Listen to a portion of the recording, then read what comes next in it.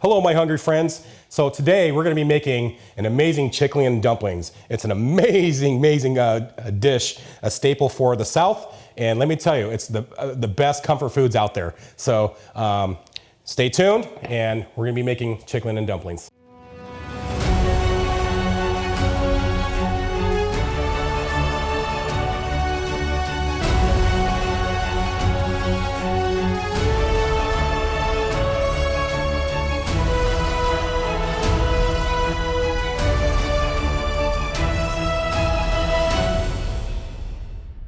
We're going to actually do something different. It's going to be a little bit more of a healthier option. Maybe it could be a little unhealthy towards the end, maybe not, but I don't know, you be the judge for yourself. Today, we're going to be embarking on chicken and dumplings, okay? And let me tell you, it's going to be an amazing dish. You're going to like it, so stay tuned for this one because you're not going to want to get away from that screen today, okay? Stay tuned, and we're going to start on chicken and dumplings.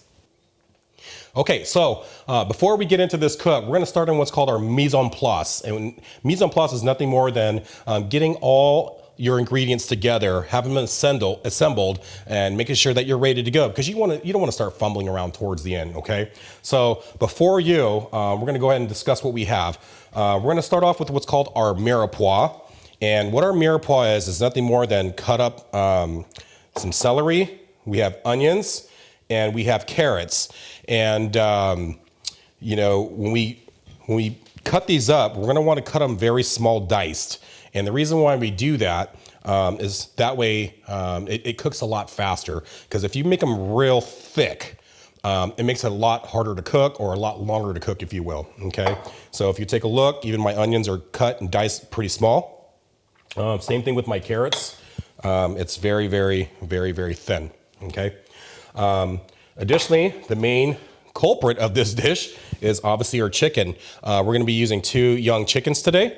We're also going to be using 2 cups of flour. I gotta cut that one over. Okay, and so we're going to moving on to the next ingredient, and it's all going to be part of the dumplings. And you can make dumplings for any type of soups and stuff like that. But we're going to be using self-rising flour, 2 cups of that. We're also going to be using a couple tablespoons of regular flour, okay? And we're going to talk about that later in the segment. We're also going to be using regular sprigs of thyme, and I also chopped up regular thyme, and we're going to talk about that later as well. Of course, I'm going to be using salt, pepper, and more importantly, I'm always going to use cayenne in a lot of my dishes, so I like a little pop and heat.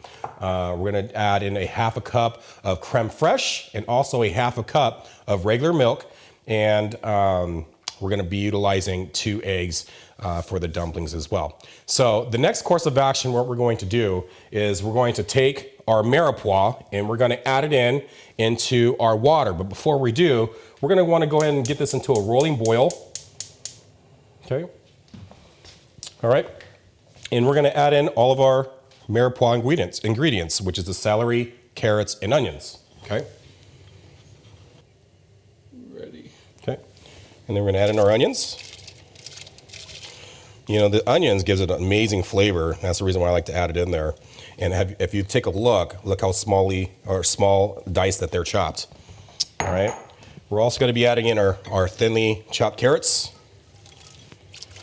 At this time, you're not going to want to add in your seasonings, okay? We just want to get a good roiling boil. Okay, so after we added in our mirepoix, which is the carrots, the celery, and the onions, we are also now going to go ahead and add in our hen. And what we're going to do is we're going to let that submerge into the water, and we want it submerged 100% of that chicken. So it's going to probably be about 4 to 6 cups or so. At any rate, we're going to actually let this boil for about an hour to about 1 hour and 15 minutes. Okay, so an hour has gone by or so, and the next step of the process of making these chicken and dumplings is we're actually going to pull the chicken out so we can rip apart the chicken and shred it on a cutting board, okay?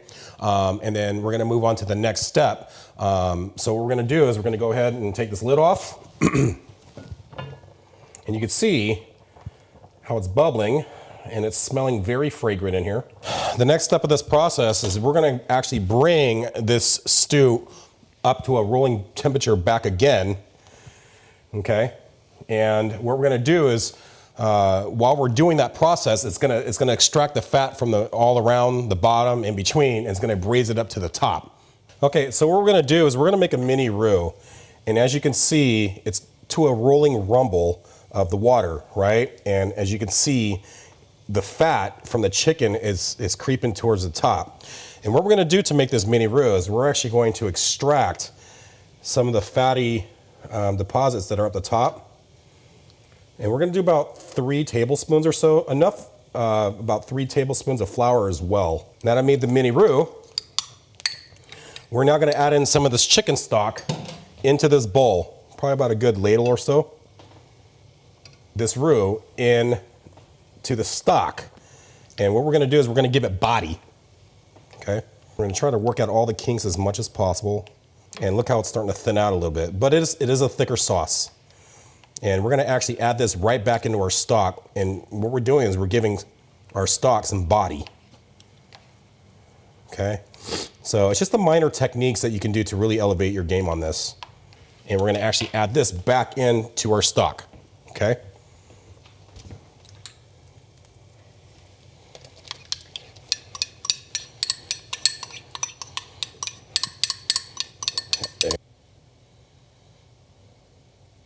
Okay, so now that we got our roux into the stock, we're gonna continue to let this boil for about 15 minutes. And that's going to allow the chicken to cool down a little bit and for us to start shredding the chicken. Okay, so now we're gonna go ahead and start pulling the chicken. I'm not gonna add in the fat in there. Well, we're gonna pull that off. It's some of the undesirables that we don't want in our chicken and dumplings, okay? Actually going to go ahead and add in our pulled chicken, right? And of course it's still simmering. So let's go ahead and add this all in here. And go ahead and take a look at the stock. See how it's a little thickened a little bit? This is around the time that we're gonna wanna season our stock.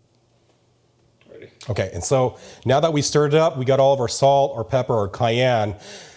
This is a time that we're gonna let this simmer for about another 15 or 20 minutes or so. And now we're gonna go ahead and start preparing the dumplings. Spoonful, or about half a cup of creme fraiche. Now, what's good thing about this is you can use any type of dairy product, okay? But I'm gonna use creme fraiche for this. Okay, about a half a cup or so. Ready.